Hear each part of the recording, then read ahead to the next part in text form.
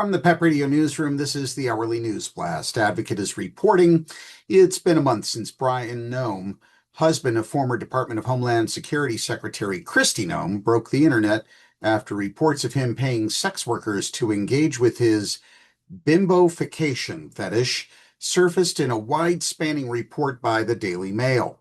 In the aftermath of the report, which included pictures of him in makeshift breastplates, hundreds of conversation screenshots, and interviews with several sex workers who said Bryon Noem paid them a combined sum of $25,000 to dominate him as he dressed up and role-played, questions about his gender have arisen.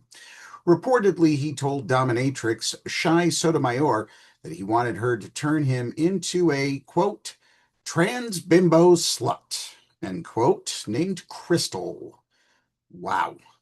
For many, this might be the first time they are hearing about bimbofication, forced feminization, and sissification fetishes.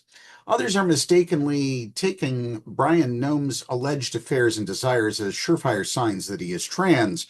People across social media have pointed out the irony of someone married to a champion of transphobic vitriol and anti-immigration policy exploring gender play. Now, that being said, it's crucial to understand that roleplay and gender play fetishes like bimbofication, forced feminization, and sissification, and being trans are inherently not one and the same. While these fetishes can be outlets to alleviate gender dysphoria and avenues of exploration for some trans people along the way to figure themselves out, not all people who engage in forced feminization or sissification are trans. According to Sexual Health Alliance, a global organization providing sexual wellness therapy, counseling, and coaching. In fact, there is a long history of overlap. Yes, but also distinction between cross-dressing communities and trans people. This is why it's important to distinguish these role-play kinks from trans identity, as conflating them isn't just inaccurate, it can be dangerous to trans women in particular. So what are forced feminization, bimbofication, and sissification?